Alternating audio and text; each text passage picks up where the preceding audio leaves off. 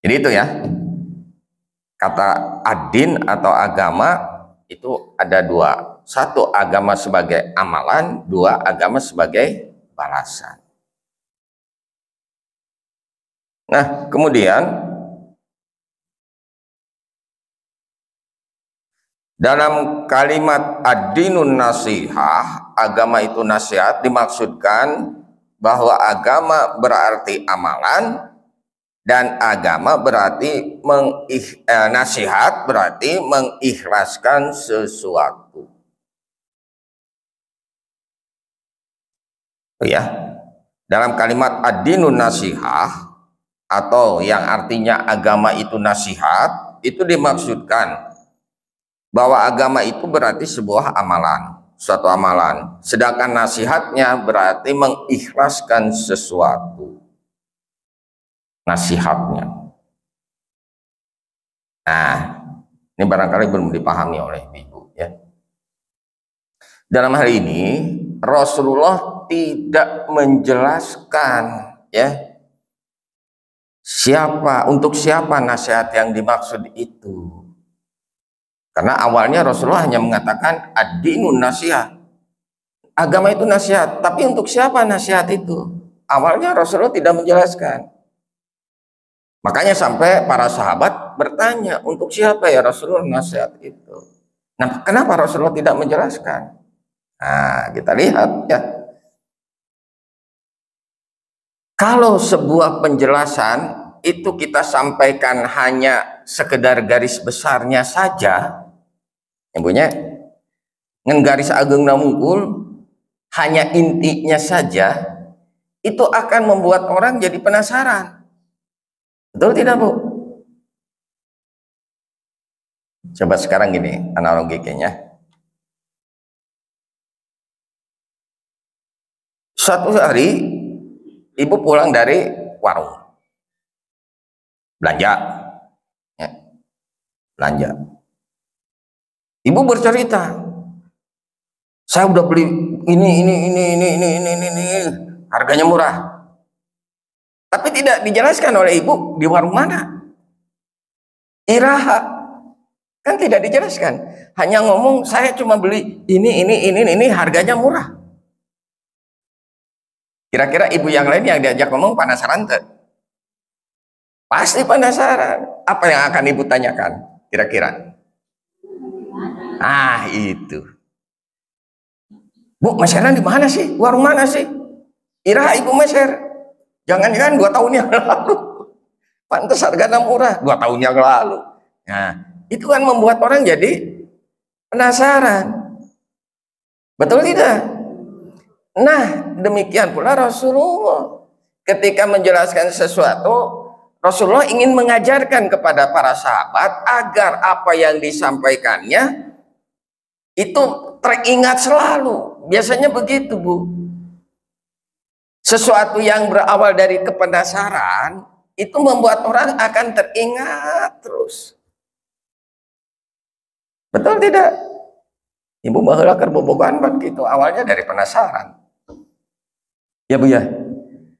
Karena penasaran jadi banyak bertanya. Si eta teh kumaha sih? Si eta teh kumaha? Popoena kumaha? Kekayaanna kumaha? Mobilna sabaraha? Imahna kumaha? Itu kan dari penasaran. Setelah tahu segala halnya, itu akan diingat terus oleh ibu. Oh, si bapak eta teh gitu.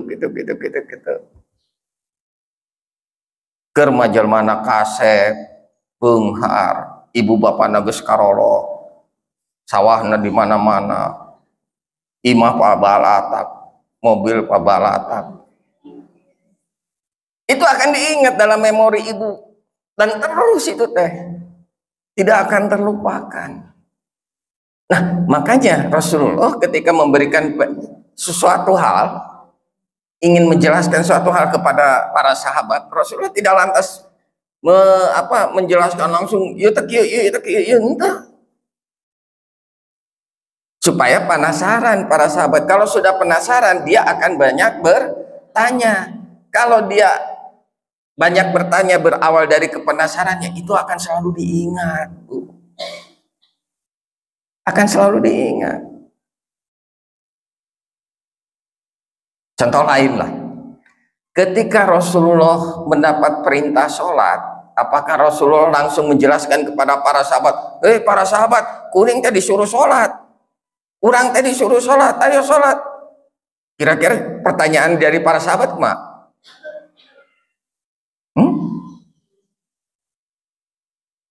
Para sahabat akan bertanya enggak? Kurang teh kudu sholat, sholat kieu. Akan bertanya lagi enggak? Enggak, karena sudah dijelaskan. Dan sesuatu yang sudah mendapatkan penjelasan di awal, kadang-kadang kadituna teh sok barho. Itu dia. Beda jeung ibu-ibu. Nyambung. Sudah saya jelaskan. Panjang lebar. Hadisna iyo, terus iyo. Paling ingatnya itu sebatas di dalam masjid.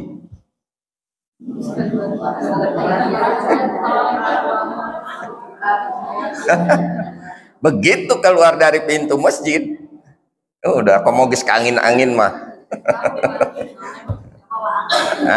Itu dia ya.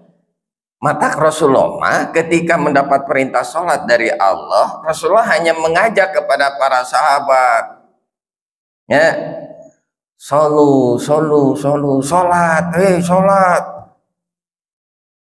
Rasulullah ngomong gitu teh bari prung, anjeunna teh sholat, Allahu Akbar, sami Allah, dan lain seterusnya.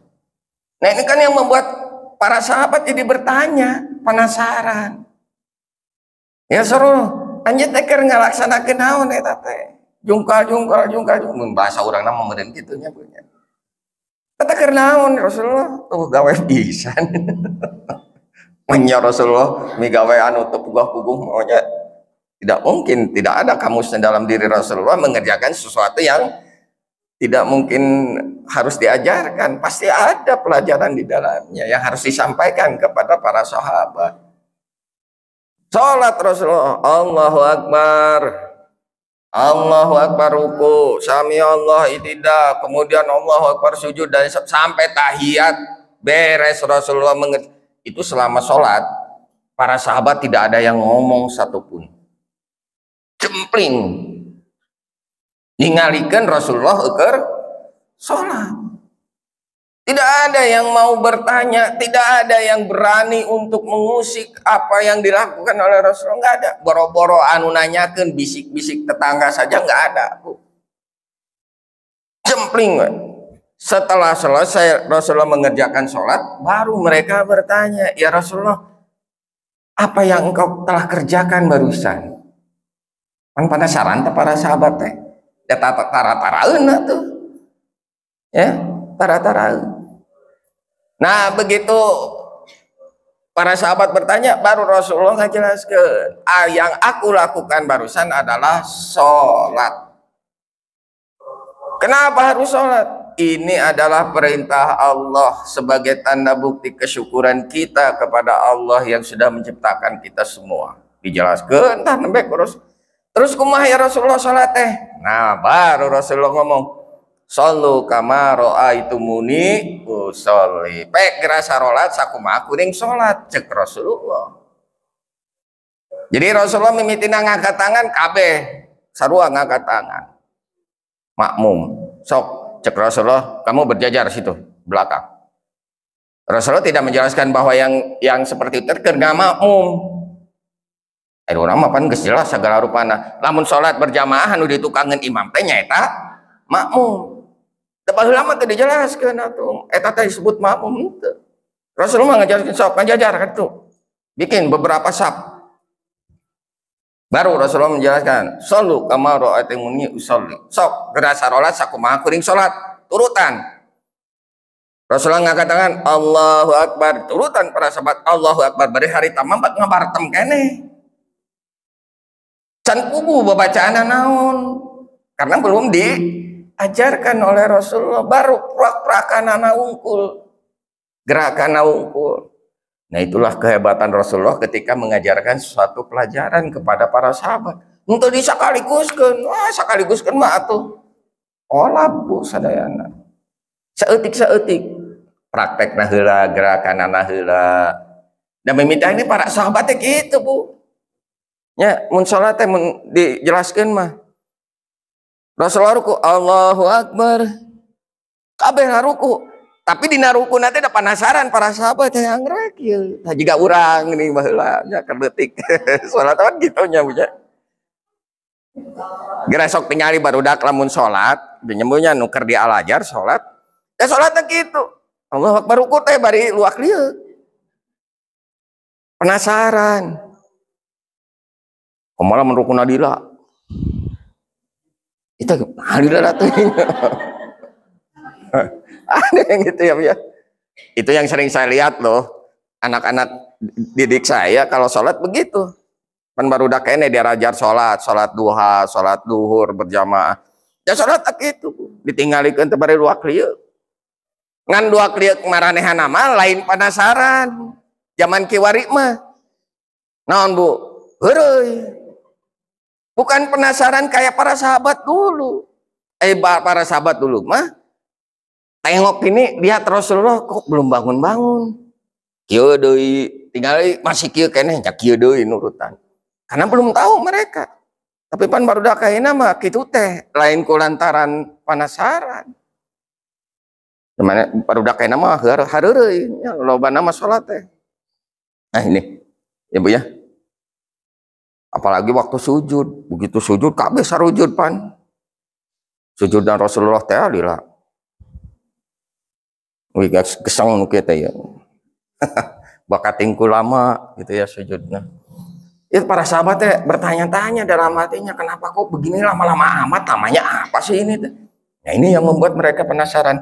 Pada akhirnya lama-kelamaan dari kepenasaran itu yang mereka tanyakan kepada Rasulullah itu membekas dalam memori mereka.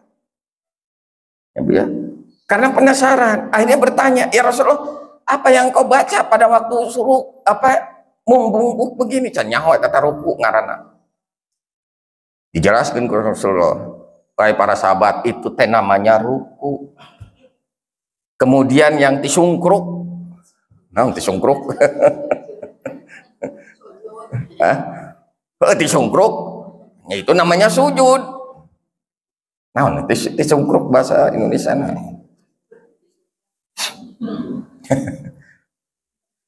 Nonggeng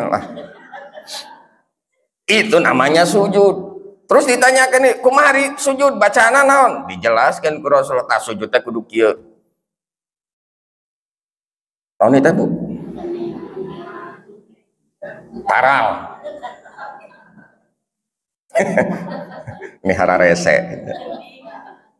Dahi, kening, tarang cek urang mah nya. Dahi, hidung, kedua telapak tangan, tuur dan jari kaki itu nempel ke tempat sujud. Oh begitu ya Rasulullah? Iya harus begitu. Dipraktekkan tak Rasulullah, terus ditinggali ke para sahabat. Akhirnya para sahabat paham dengan praktek sholat. Oh ternyata sholatnya harus begitu. Tuh, hari ibu ngajarkan ke barudak kumaha Bu? Bikin anak penasaran enggak? Tak kamari nuju tahun 2 tahun kamari nuju corona pan anak-anak belajar di rumah sanu ngajarkeun anak. Siapa yang berperan sebagai guru di rumah? Ibunya. Tah ayeuna abdi naros ka ibu-ibu cing kumaha cara ngajarkeun ka budak. Ibu yang bertindak pada saat itu, ibu teh sebagai guru, penggantinya guru di sekolah. Ada sekolahna lain daring. Ibu kumaha ngajarkeun ka budak? Jang, kita kieu. Ngerjainnya harus begini. Budak tengah ulang tah. Lain ngarti kalau kang ulang budak. Dan nu ngajelaskeunna ibu, lain guruna. Ya, ibu kan jadi guru dadakan harita teh, bari teu digaji. Ya Bu ya, atau digaji oleh bapaknya. Nah, guru dadakan teh penyaho ilmu kumaha cara ngajarkeun ka budak, akhirnya dijelaskeun kabeh nepi ka selesai. Begitu ditanya ka budak, jangan itu tidak membuat anak penasaran Bu. Da ibu mah ngajelaskeun gitu, ret TKB. Akhirnya anak tidak mau bertanya, boro-boro penasaran dateng ngarti. Keur maeukeur barudak zaman kiwari mah sok rese bertanya teh. Ai baheula mah pan naon teh Bu? Malu bertanya, sesat di jalan. Ai mah dibalik Bu. Bertanya menyesatkan. Naon gitu. Bertanya malah menyesatkan. Jadi daripada loba nanya mendingan cicing. Udah ibu na teu ngarti teuing teu ngajelaskeun teh budakna leuwih-leuwih teu ngarti. Bingung dua nana, akhirnya diam semua. Tidak ada rasa kepenasaran. Pantas lamun ilmu. Nah, begitu masuk ke sini keluar deui. Asup ke dia keluar deui. Eueuh nu nyerap di dia. Tidak ada yang nyangkut sedikit pun. Berbeda dengan Rasulullah. Rasulullah mah menjelaskannya nih. Akhirnya para sahabat bertanya, kunaon kudu kitu ya Rasulullah? Kumaha carana? Naon nu kudu dibaca? Nah, akhirnya baru dijelaskan oleh Rasulullah. Karena berawal dari kepenasaran. Nah, dari kepenasaran itu ilmu yang didapat oleh para sahabat itu betul-betul mantap Bu. Karena penasaran awalnya. Ya. Apalagi kalau sering diulang-ulang terus-terusan. Dan jangan sampai kita merasa bosan untuk mengulangnya. Kalau kita merasa bosan, satu kali, dua kali diulang, kemudian bosan, ya udah. Jangan diharap ilmu itu bisa kita dapatkan karena rasa bosan. Tapi kalau munculnya dari rasa kepenasaran, pasti akan berbekas Bu. Betul tidak nih? Ibu kartos tuh ambil panjang lebar. Jangan-jangan sarwa. Sarwa jangan dijelaskan ku ibu ka budak. Aduh ya Allah. Nah ini ya Bu ya, cara-cara yang dilakukan oleh Rasulullah dalam menjelaskan, termasuk bab ini Bu, ad-dinun nasiha. Ini yang membuat para sahabat penasaran. Untuk siapa ya Rasulullah? Hiji, Rasulullah nyata untuk Allah. Nah, nasihat itu untuk Allah. Maksudnya apa? Nih, nasihat untuk Allah itu mencakup dua hal. Ya. Nasihat untuk Allah itu mencakup dua hal. Apa saja yang dua hal itu? Pertama, mengikhlaskan ibadah hanya untuk Allah. Mengikhlaskan ibadah hanya untuk Allah.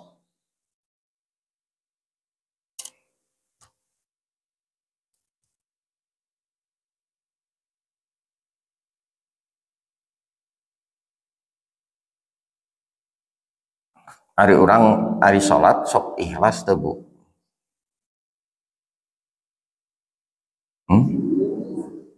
Sok ikhlas tuh hari sholat. Abdi mah kadang-kadang sok bingung Bu. Sholat nu ikhlasnya nu kumaha. Ansabna hari sholat kersorangan hayang buru-buru. Sami sareng ibu. Ke sarwari gitu mah. Sok hayang buru-buru hari sholat sorangan. Bukan mah tereh anggeus selesai. Namun sholat sorangan. Namun sholat hayang buru-buru ikhlas tuh. Satu indikasi bahwa sholat kita tidak ikhlas kalau terburu-buru. Kumaha tuh lamun sholat babarengan? salat bebarengan biasanya orang hayang ka